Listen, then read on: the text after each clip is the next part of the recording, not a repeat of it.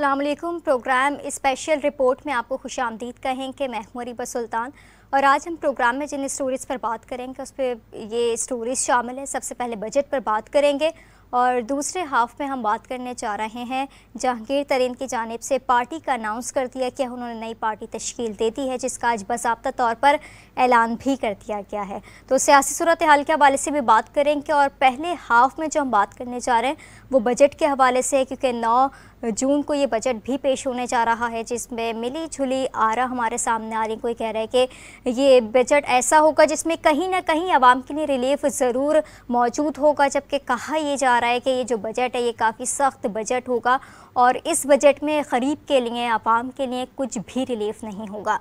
तो ये देखना होगा कि कल कैसा बजट आता है। और आज ही अगर डेवलपमेंट की बात करें तो वफाकी वज़ीर ख़ज़ाना इसहाक़ डार ने कौमी इक़्तिसादी सर्वे 2023-24 जारी कर दिया है, जिसके तहत रवा माली साल मौशी तरक्की की शरह 0.29% रही है। इस मौके पर गुफ्तगू करते हुए इसहाक़ डार ने कहा कि हमने तमाम कर्ज वक्त पर अदा किए, दरामदात में ग़िज़ाई अशिया और अद्वियात को तरजीह दी गई। उन्होंने कहा कि रुपये की कदर में कमी से तमाम मसाइल पैदा हुए, महंगाई बढ़ती है, बरामदात नहीं बढ़ती। मैं जब आया तो डॉलर की असल कीमत 200 रुपये से कम थी, आज भी डॉलर की कीमत में 40 से 45 रुपये कमी मुमकिन हुई है। वज़ीर ख़ज़ाना का ये भी कहना था कि लोग घबराए हुए हैं, मार्केट का तासुर मनफी है। जब मैं आया तो कहा गया कि डॉलर 200 रुपये का होगा। इस वक्त डॉलर की कीमत, हकीकी कीमत 197 रुपये थी। आज भी माहिरीन ये कह रहे हैं कि रियल एक्सचेंज रेट 240 होना चाहिए। जो कुछ पाकिस्तान में हो रहा है उसकी वजह से डॉलर 40 से 45 रुपये महंगा हो गया है। ये कहना था वज़ीर ख़ज़ाना इसहाक़ डार का। और नए माली साल का जो बजट है वो कल कौमी असम्बली में पेश होने जा रहा है। ये बजट कल पेश किया जाएगा। वफाकी वज़ीर ख़ज़ाना इसहाक़ डार बजट तजावीज़ ऐवान में पेश करेंगे। बजट का हुजम 14,500 अरब रुपये तजवीज़ किया जा रहा है। और ज़राए की जानिब से ये भी बताया जा रहा है कि माली साल 2023-24 के बजट में माली खसारा 7.7% रखे जाने का इम्कान है। और बजट के हवाले से बात करते हैं और जो सियासी सूरत हाल इस वक्त पाकिस्तान में हो रही है, दिन ब दिन तब्दील हो रही है, उस पर बात करते हैं। हमारे साथ टेलीफोन लाइन पर मौजूद है सीनियर तज्ज़ियाकार हम्माद हसन साहब। हम्माद साहब, बहुत शुक्रिया वक्त देने का। सबसे पहले मौशी सूरत हाल पर बात करना चाहेंगे, बताइएगा कैसा देखते हैं आप इस बजट को? कल ये बजट पेश होने जा रहा है, कैसा बजट होगा? क्या आवाम के लिए इसमें रिलीफ मौजूद होगा? दरमियानी बजट होगा या फिर एक बार फिर से आवाम की कमर टूटने जा रही है?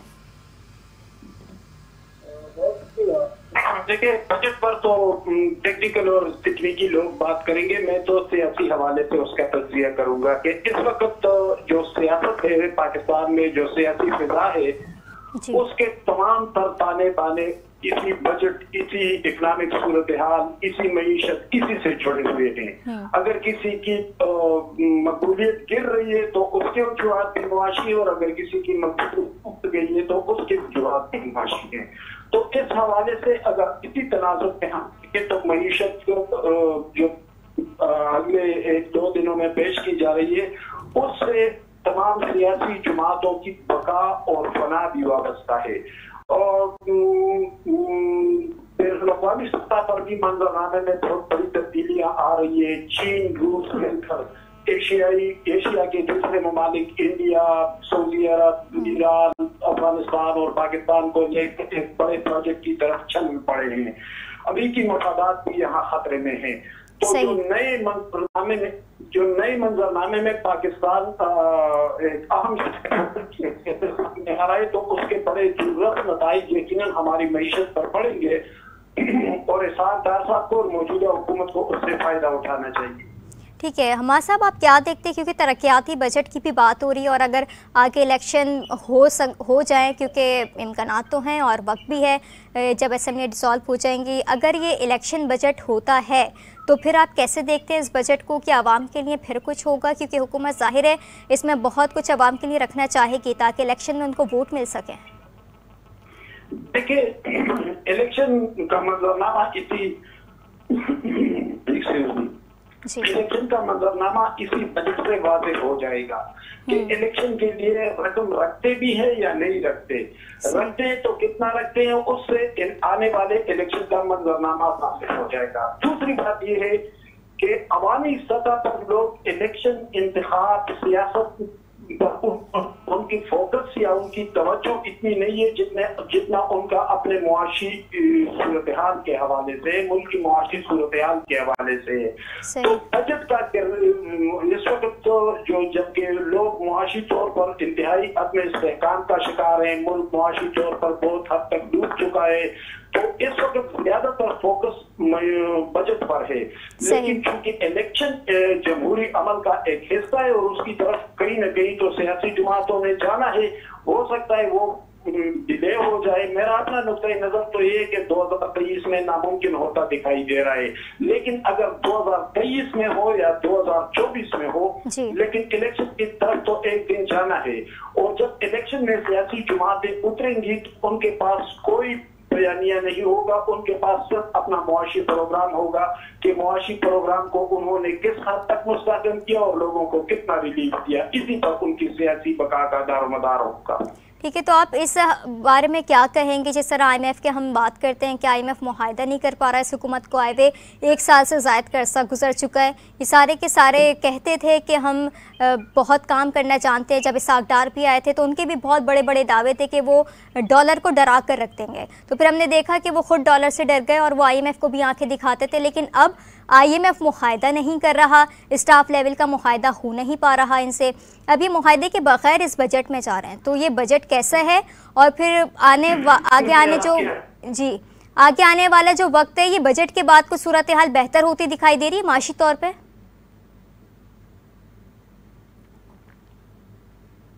हमाद साहब, आपको आवाज आ रही है मेरी?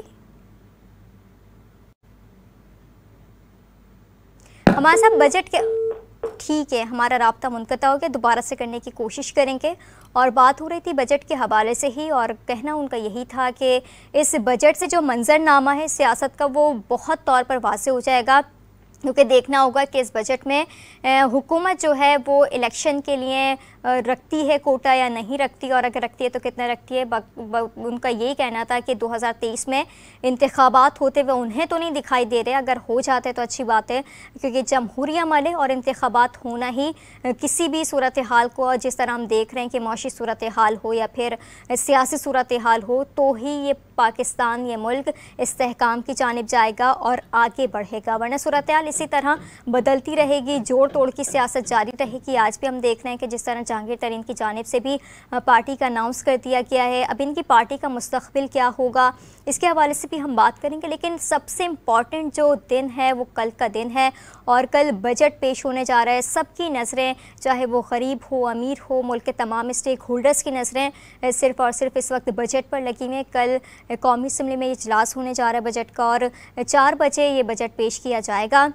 और फिर देखना होगा कि इस बजट में, क्योंकि कयास आराइयाँ तो बहुत हो रही हैं कि बजट दरमियाना होगा, हुकूमत तरक्याती फ़ंड्स भी इसमें से निकालने में कामयाब होगी, आवाम को कितना रिलीफ मिल पाएगा। कराची की बात करें तो MKM ने अपनी तजावीज़ भी पेश की हैं, पीपल्स पार्टी भी अपनी तजावीज़ पेश कर रही है, तो इन पर अमल दरामद कितना होगा और आवाम को बराह रास्त कितना रिलीफ मिल सकेगा, और इस बजट पेश होने के बाद जो पाकिस्तान की मौशी सूरत हाल होगी वो कितनी मुस्तहकम होती हुई हमें दिखाई देगी। और मुल्क में क्या इलेक्शन का माहौल बनता दिखाई देगा, क्या इलेक्शन हो पाएंगे अपने मुकर्रर वक्त पर, या फिर यही सूरत हाल होगी जिस तरह हम देखते हैं कि पंजाब और खैबर पख्तूनख्वा में इलेक्शन वक्त पर नहीं कर पाए गए, तो सियासी सूरत हाल हमें इंतहाई गंभीर नज़र आई। क्या यही सूरत हाल हम फिर देखेंगे, फिर से आइन की पामाली होगी, फिर से कानून पर अमल दरामद होता हमें दिखाई नहीं देगा, और ये जो पावर की सियासत होती हमें दिखाई देगी।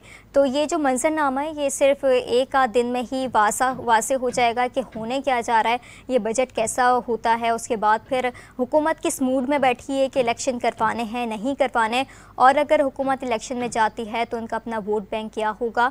और जो सियासी जमातें अब जो बन रही हैं, जिसका जिससे इत्तेहाद हो गया है, और ये तमाम जो सूरत हाल है ये क्या बनती हुई हमें दिखाई देगी, तो ये हमें वक्त बताएगा। लेकिन ये जो नई पार्टियां बन रही हैं और जो PTI के रहनुमा जिस तरह से प्रेस कॉन्फ्रेंस करके इमरान खान साहब का साथ छोड़ कर जाते रहे और नई पार्टी में शमूलियत इख्तियार करते रहे, इनका अपना सियासी मुस्तकबिल क्या होगा, क्या इनका अपना इतना वोट बैंक है कि अपनी सीट जीत पाएंगे, अपने नशिस्त जीत पाएंगे, या फिर जितनी भी इनकी जीत थी या फिर जितना भी इनका सियासी कद था वो चेयरमैन PTI थे तो ही PTI के नाम पर ही इनको वोट मिलता किया था, तो ये सारी चीज़ें वाज़ेह हो जाएंगी और जो सियासी सूरत हाल है वहाँ पर भी अदम इस्तेहकाम है और इस्तेहकाम की बातें की जा रही हैं। IMF की बात करें या फिर और ऑर्गेनाइजेशंस की बात करें, ह्यूमन राइट्स की जिस तरह से वायलेशन पाकिस्तान में हुई, तो जो बैरून मुमालिक हैं वो भी आवाज़ उठाने पर मजबूर हैं और IMF से जिस तरह मुआहदा नहीं हो पा रहा पाकिस्तान का, IMF की जानिब से भी अब आंखें दिखाई जा रही थी, वो भी अंदरूनी मामलात में मुदाखलत कर रहे थे। उनकी तरफ से भी ये बयान दिए जा रहे थे कि हम अंदरूनी मामलात में मुदाखलत नहीं कर रहे, लेकिन फिर भी इलेक्शन होने चाहिए और ये जो जमहूरियत का ये जो हुस्न है, ये जमहूरियत का हुस्न इलेक्शन ही है, इनको वक्त पर करवाएं। और ये जो एक सियासी सूरत हाल बनती दिखाई दे रही है, ये अगर सही हो जाएगी तो ज़्यादा बेहतर होगा। और अब देखना ये होगा कि ये हुकूमत आगे आने वाले बजट में क्या करेगी, क्या बजट अच्छा दे पाएगी या नहीं दे पाएगी, ये बजट कैसा होगा, अब तक का ये सबसे बड़ा सवाल है। और इस सवाल के जो जवाबात हैं वो कल हमें मिल जाएंगे। हम चाहे पूरे मुल्क की सियासत की बात करें या हम सिंध की बात कर लें या हम कराची की बात कर लें, तो यहाँ पर भी मरदमशुमारी के जो तमाम थे सूरत हाल है, वहाँ पर भी हमें क्वेश्चंस नज़र आते हैं। कोई सियासी जमात इस मरदमशुमारी के अदाद शुमार को तस्लीम करना नहीं चाहती और तमाम ही लोग जो हैं, तमाम सियासी जमात के जो रहनुमा वो हमें इसको मुस्तरद करते हुए दिखाई देते हैं। इस वक्त हमारे साथ टेलीफोन लाइन पर मौजूद हैं, मुस्लिम लीग नून से आपका ताल्लुक़ है, आसिफ बाजवा साहब। आसिफ साहब, बहुत शुक्रिया आपने वक्त दिया। सबसे पहले बजट के हवाले से बात करना चाहेंगे। कल ये बजट पेश होने जा रहा है, तो किस तरह का बजट बनाया है आपकी हुकूमत ने, आवाम के लिए क्या कुछ है इस बजट में? बिस्मिल्लाहिर्रहमानिर्रहीम, आपका बहुत शुक्रिया, आपने मुझे इनवाइट किया और वक्त दिया। गुजारिश ये है कि इस वक्त पाकिस्तान जो है, ये जो मुआशी तौर पे जो हमारे हालात है बहुत खराब है और पाकिस्तान मुआशी तौर पे एक दलदल में फंस चुका है। और इसके मुतल्लिक मैं कहूँ कि PDM के प्राइम मिनिस्टर और पाकिस्तान मुस्लिम लीग नून के प्रेसिडेंट मियां मोहम्मद शहबाज शरीफ साहब, जो कि प्राइम मिनिस्टर हैं, उन्होंने एक नहीं कई दफा इस बात का इरादा किया है कि हमने अपनी रियासत को बचाने के लिए अपनी सियासत को स्टेक पे लगाया है। हम अपनी सियासत नहीं कर रहे, हम सियासत बचा नहीं रहे, हम रियासत को बचा रहे हैं। और मैं फिर थोड़ी सी मुझे पिछली हुकूमत की तरफ जाना पड़ेगा, जो उन्होंने कहा कि हमने नई हुकूमत के लिए बारूदी सुरंगें बिछा दी हैं और आज तक हम उन बारूदी सुरंगों का जो है वो सामना कर रहे हैं। और आज तक जो IMF है और दीगर जो मालियाती इदारे हैं वो पाकिस्तान की स्टेट के साथ, पाकिस्तान की गवर्नमेंट के साथ वो किसी किस्म के MOU साइन करने को तैयार नहीं है, इसलिए कि वो ये समझते हैं कि पाकिस्तान के साबिक चीफ एग्जीक्यूटिव ने, एक्स प्राइम मिनिस्टर ने जो MOU साइन किए थे, जो शराइत तय की थी जी, उसके बरक्स उन्होंने अपने जो उनका जो प्लान था उसको उसके उलट पुलट किया और उस वजह से आज तक वो हम पे एतवार करने को तैयार नहीं है और इस वजह से IMF के साथ मुआहदा नहीं होने जा रहा। इसलिए मैं बड़ी माजरत के साथ ये कहना चाहूंगा कि आने वाले बजट में अवाम के लिए कोई ऐसी चीज नहीं है जिससे अवाम खुश हो सके। अच्छा, तो एक मुश्किल बजट होगा अवाम के लिए, या अवाम के लिए मुश्किल बजट होगा फिर? जी आसिफ बाजवा साहब, मैं पूछना ये चाह रही हूँ, फिर ये अवाम के लिए एक मुश्किल बजट है क्योंकि आप कह रहे हैं कि इसमें अवाम के लिए कोई रिलीफ नहीं है। अवाम के लिए बिल्कुल मुश्किल बजट है और अवाम के लिए रिलीफ नहीं है। इस बजट में कोई किसी किस्म की कुछ कीमतें कम नहीं होने जा रही और किसी किस्म की जो टैक्सेस हैं उनमें छूट नहीं दी जा रही, बल्कि हो सकता है अभी तक तो ये चूंकि सीक्रेट डॉक्यूमेंट है, कुछ फिगर जो है वो आ रही है, लेकिन जो असल टैक्स रेशो बढ़ाई जाएगी या नई चीजों पे, मिसाल के तौर पे प्रॉपर्टी के लेन देन में, फाइल्स जो है उनके लेन देन में भी जो टैक्सेस है उनको वो अवाम से देने की कोशिश की जाएगी ताकि हम क्राइसिस से निकल सकें और पाकिस्तान को डिफॉल्ट होने से बचाया जा सके। ठीक है, तो आगे इलेक्शन का भी फिर माहौल बनेगा या नहीं होगा? आप लोग इलेक्शन की तरफ जाएंगे या नहीं जाएंगे? क्योंकि कहा यह जा रहा था कि अगर ये इलेक्शन बजट होगा तो यकीनी तौर पे फिर आप लोग आवाम को रिलीफ देते हैं।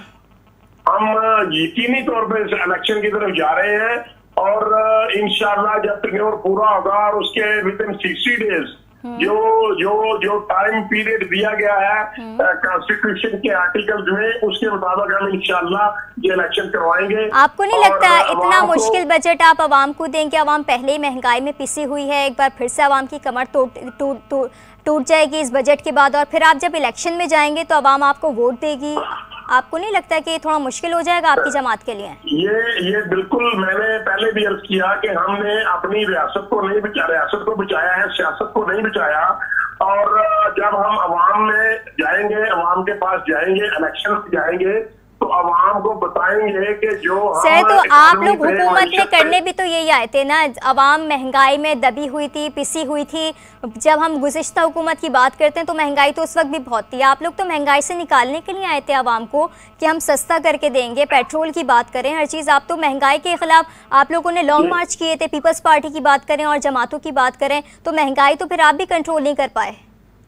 ये बात आपकी बिल्कुल दुरुस्त है कि हम महंगाई को कंट्रोल नहीं कर सके, लेकिन अवाम भी अब इस बात को जान चुकी है कि आज जो महंगाई है, जो पेट्रोल की कीमतें बढ़ी हुई हैं, अपने तौर पे हमने 15 पे पिछले फोर्टनाइट में और 8 रुपए इस फोर्टनाइट में हमने इसका रेट कम किया है। लेकिन इसके बावजूद कुछ तो इंटरनेशनली प्राइस भी बढ़ रही है पेट्रोल की, और दूसरे नंबर पे जब किसी मुल्क में उसकी करेंसी डी वैल्यू होगी तो फिर यकीनन महंगाई का तूफान आता है। तो इस वक्त हम डॉलर को कंट्रोल नहीं कर पा रहे और यकीनी तौर पे सर, तो ये नाकामी किसकी है? डॉलर की कीमत को आप कंट्रोल नहीं कर पा रहे और फिर आप कह रहे हैं कि इंटरनेशनल भी प्रेशर आता है महंगाई का, तो फिर आवाम को ये बातें समझ नहीं आती हैं। अगर एक गरीब आदमी 2 वक्त की रोटी सही तरह नहीं खा पाएगा तो वो सवाल तो करेगा।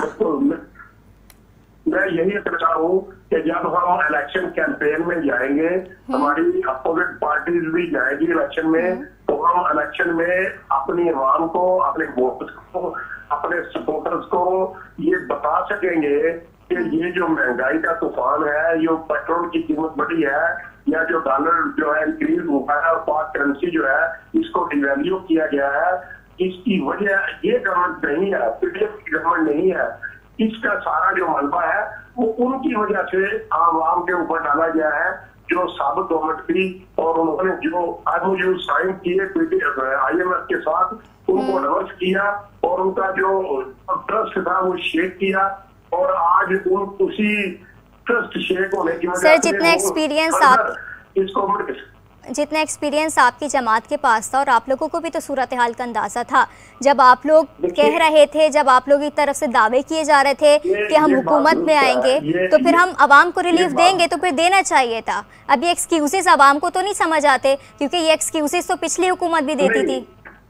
आवाम को इंशाल्लाह इस बात की समझ आ चुकी है, अवाम को इस बात का इदराक हो चुका है। सर, अवाम को तो इस बात का इदराक हो गया कि मुआशी सूरत हाल संभलती नहीं दिखाई दे रही और ना किसी भी हुकूमत से नहीं संभल रही। अवाम को यह इदराक तो हो गया है कि महंगाई बढ़ती है तो बढ़ती चली जाती है, कमी तो उसमें नहीं आती। देखिए, अवाम को इदराक है कि ये महंगाई सिर्फ इस गवर्नमेंट की वजह से नहीं है, ये सब हुकूमत की नाकाम पॉलिसियों की वजह से है। सर, ये कब तक इस तरह चलेगा? ये कब तक हम जब हुकूमत आती है वो पिछली हुकूमतों पर सारा मलबा डाल देती है। आप लोग अपनी हुकूमत की जिम्मेदारी कब लेंगे? कब ये आगे बढ़ेंगे? और सूरत हाल तो बेहतर की तरफ जानी चाहिए ना। बिल्कुल, आपकी बात बड़ी वेटेज है आपकी बात में। ठीक है, हमारा राब्ता मुनक़ता हो गया। आसिफ बाजवा साहब हमारे साथ मौजूद हैं और उनसे बजट के हवाले से बात हो रही थी। उनका यही कहना था कि हम रिलीफ आवाम को इस तरह से नहीं दे सके, और बजट के हवाले से भी उन्होंने स्पेशली बात की और उनकी तरफ से ये कहना था, ख़तरे की घंटी उन्होंने ये बजा दी है। और उन्होंने कहा है कि ये जो बजट अब आने जा रहा है, इस बजट में आवाम के लिए कुछ भी नहीं, एक मुश्किल बजट होगा, क्योंकि हम IMF के बग़ैर ये बजट हम पेश करने के लिए जा रहे हैं। और यही सूरत हाल थी कि हम देख रहे हैं कि चारों तरफ से कहा जा रहा था, जो माहिरीन हैं उनकी तरफ से यही कहा जा रहा था कि जो सूरत हाल है, अगर हम IMF के पास नहीं जाते और IMF के बग़ैर ही हम ये बजट देंगे तो फिर आवाम के लिए तो कोई रिलीफ नहीं होगा। और हम वज़ीर ख़ज़ाना सागडार साहब की बात करें तो अगर उनसे कोई भी सवाल किया जाता है, वो प्रेस कॉन्फ्रेंस करने के लिए आते हैं तो वो फिर गुस्सा होकर वहाँ से चले जाते हैं, वो सहाफ़ियों के सवालों के जवाब भी नहीं दे पाते। तो इस तरह का एटीट्यूड भी हमें देखने को मिलता है कि जब वो सेटिस्फाई नहीं कर पाते, उनके सवालों के जवाब नहीं दे पाते, क्योंकि बात जब आवाम की आती है तो आवाम बात करती है कि आप आए थे हमें महंगाई से निजात दिलाने, आप आए थे हमें जो पिछली हुकूमत हैं उनकी पॉलिसीज़ कैसी थी कैसी नहीं थी, इन सारी चीज़ों का आपको इल्म होना चाहिए था, आपकी इतनी वर्किंग होनी चाहिए थी कि जब आप हुकूमत में आए तो आप डायरेक्टली आवाम को कैसे रिलीफ दे सकते थे। लेकिन वो उसी तरह का एक तर्ज़ अमल अपनाया जाता है कि जो भी हुकूमत उस वक्त ओपोजिशन में होती है तो वो हुकूमत पर तनकीद कर रही होती है, जब वही ओपोजिशन हुकूमत में आ जाती है तो फिर उनको तमाम तर सूरत हाल का अंदाज़ा होता है कि ये तो सूरत हाल तो बहुत ज़्यादा ख़राब थी, ये तो हमसे संभाली नहीं गई, ये तो जो भी किया है वो पिछली हुकूमत ने किया है। तो इसी तरह की सूरत हाल हमें अभी इस हुकूमत में भी देखने को मिल रही है कि ये भी ओन नहीं करते, जो चीज़ें ख़राब हुई हैं उस पर एक्सक्यूज़ नहीं किया जाता, बल्कि कहा यह जाता है कि जो भी किया है वो जो पिछली हुकूमत थी, गुज़िश्ता हुकूमत थी, वो सब कुछ बिगाड़ के तबाह करके चले गए हैं और अब हम बेबस हैं, हम कर कुछ नहीं सकते। तो अगर आप कर कुछ नहीं सकते तो फिर आप इलेक्शन करवाएं और नए मैंडेट में जाएं।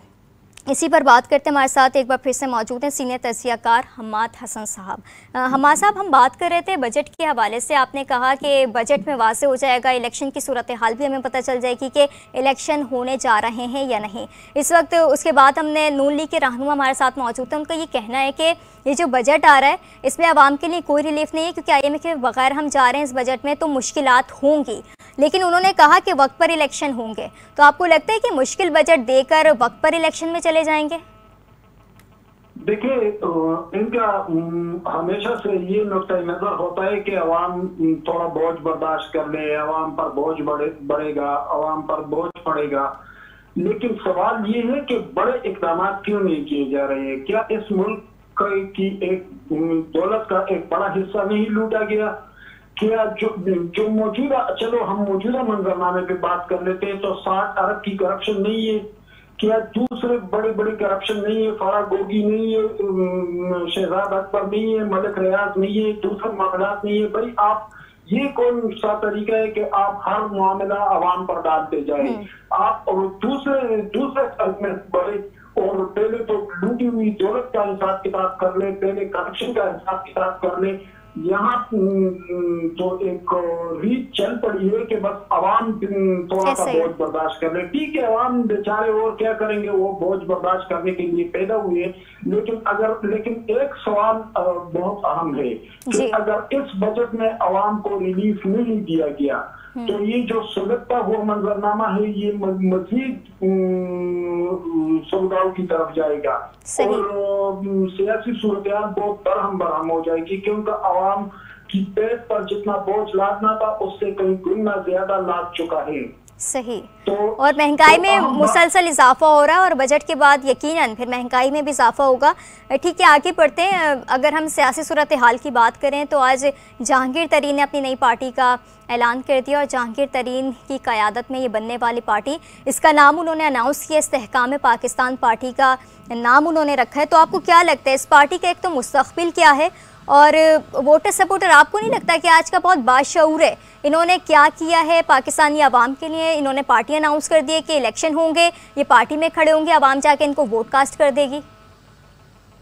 देखिए, इस पार्टी के जो तख्लीकार थे और जिन्होंने ये पार्टी तख्लीक की है, तो ऐसा तो माजी में हम देखते चले आ रहे थे। अयूब दौर में कन्वेंशन मुस्लिम लीग बनी थी, अब कन्वेंशन मुस्लिम लीग कहाँ है? अब उसके सेक्रेटरी जनरल चौधरी खलीकुज़्ज़मान तो उसको कोई जानता नहीं है।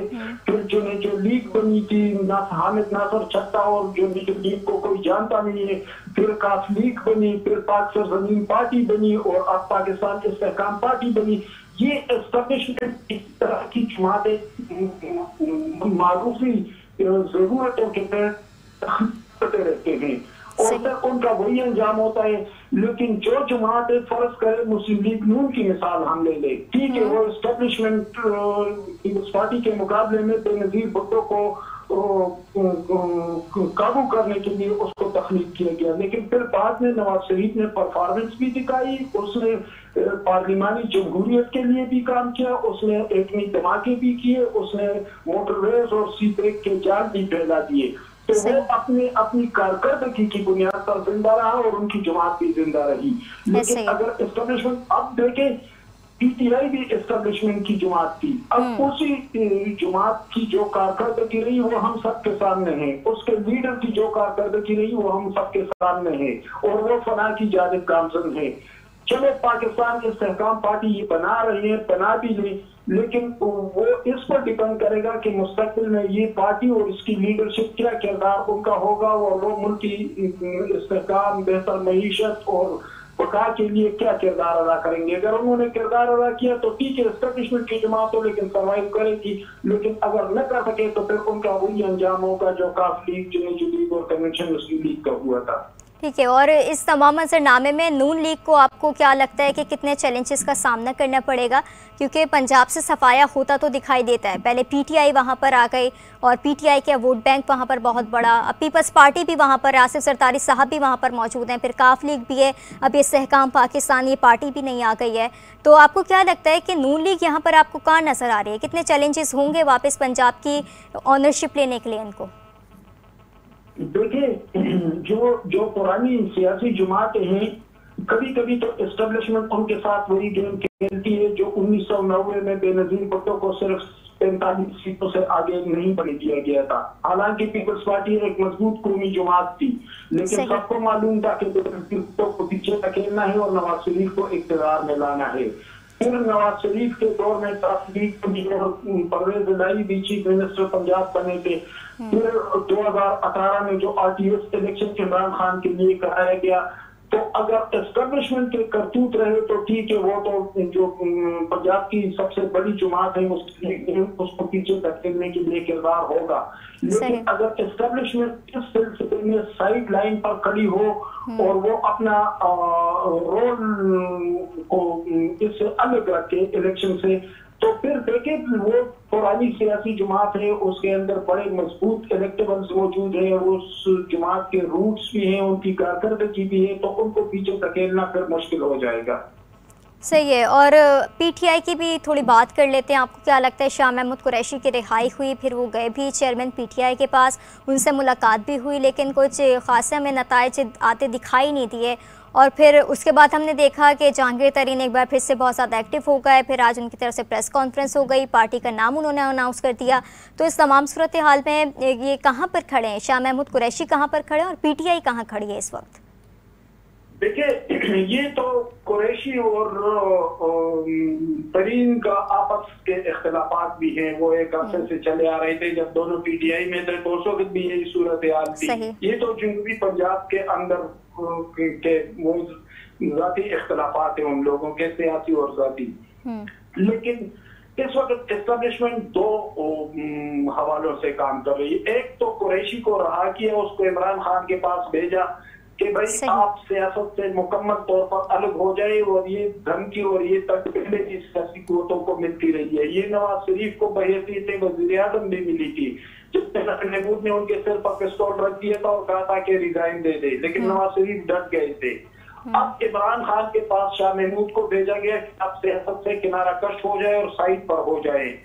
मेरी इत्तला के मुताबिक इमरान खान ने इनकार कर दिया है, और इनकार करना चाहिए। इमरान खान के पास यही मौका है सियासी बका का कि वो डट जाए। इमरान खान डट गए हैं, और कम से कम उसने ये डिक्टेशन लेने से इनकार किया है कि मैं पार्टी किसी और के हवाले करूं। सही। दूसरा ऑप्शन एस्टेब्लिशमेंट ने तरीन का इस्तेमाल किया है। जो ही शाह महमूद इमरान के घर से निकले हैं और वो मंसूबा नाकाम होता दिखाई दिया, तो फिर रात को जहांगीर तरीन और सलीम खान के साथ पंजाब के इलेक्टेबल्स और पीटीआई के सारे मेंबरों को इकट्ठा करके एक हाई क्रिएट की गई।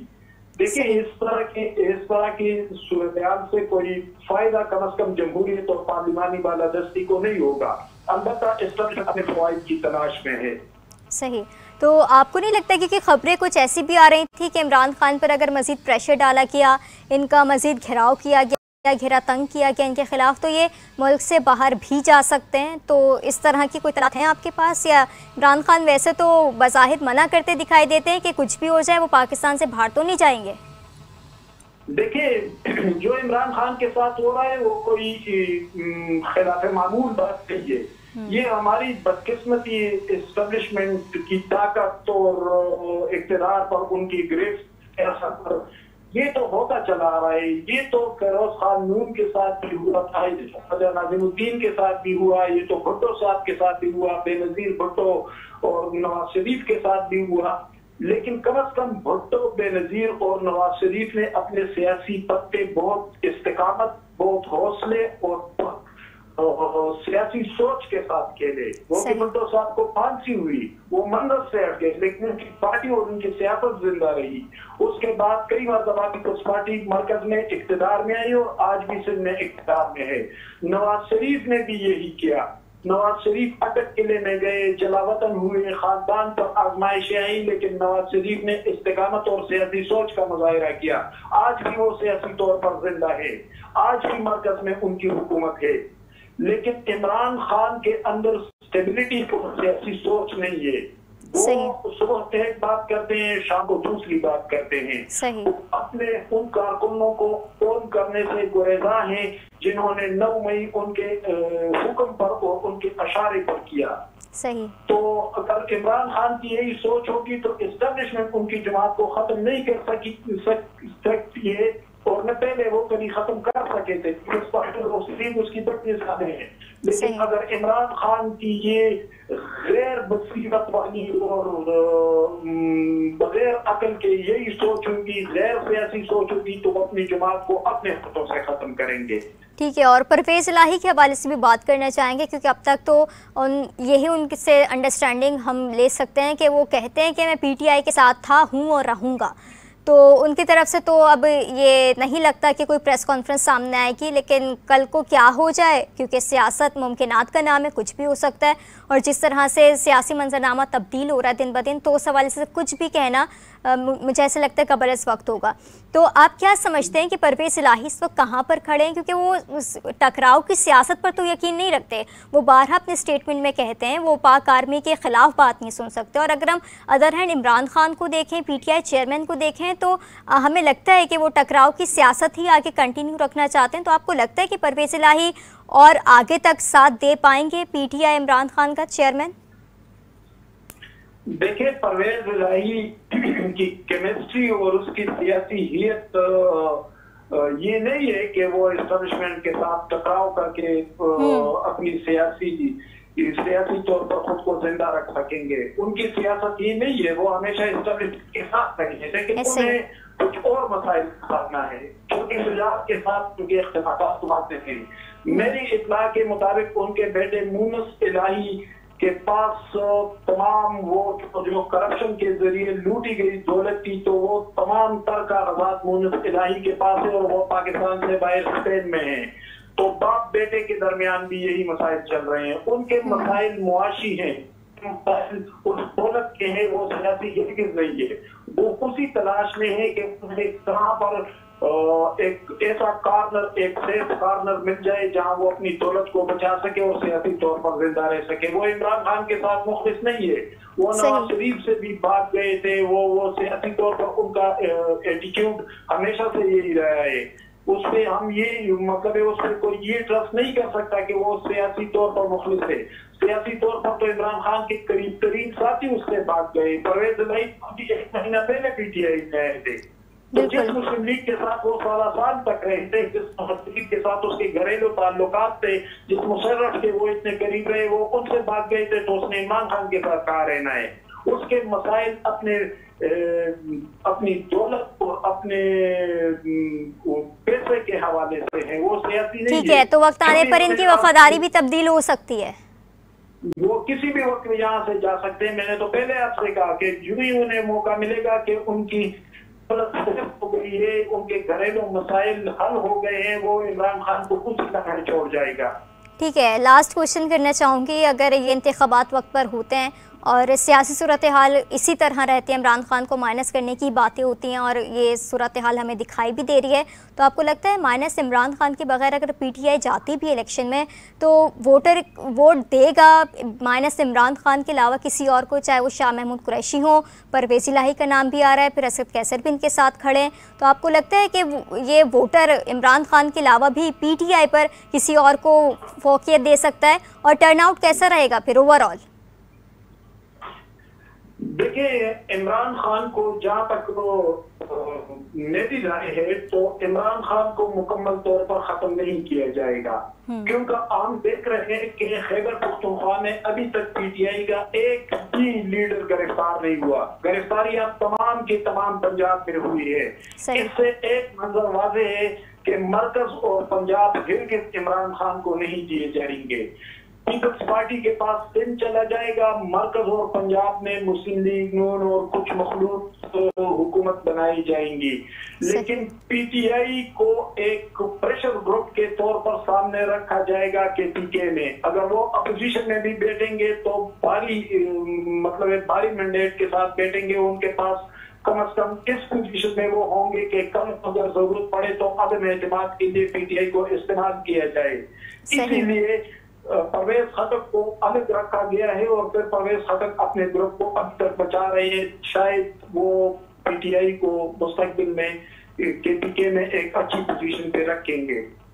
ठीक है, बहुत शुक्रिया। सीनियर तजियाकार हम्माद हसन साहब हमारे साथ मौजूद थे और उनका यही कहना था कि जो सियासी मंजरनामा है उसमें यही हमें सूरत हाल नज़र आती है कि पीटीआई को मुकम्मल तौर पर ख़त्म नहीं किया जाएगा और इसको एक प्रेशर ग्रुप के ज़रिए रखा जाएगा, ताकि अगर कल को कोई ऐसी सूरत हाल बनती है जहाँ पर अदम एतमाद की तहरीक लानी हो तो वहाँ पर पीटीआई को इस्तेमाल किया जा सके।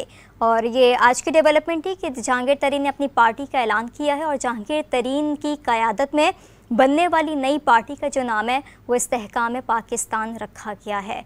आज के प्रोग्राम से नाज़रीन इतना ही। कल नई स्टोरीज़ के साथ फिर से हाजिर होंगे। मुझे इजाज़त दीजिएगा। अल्लाह हाफ़िज़।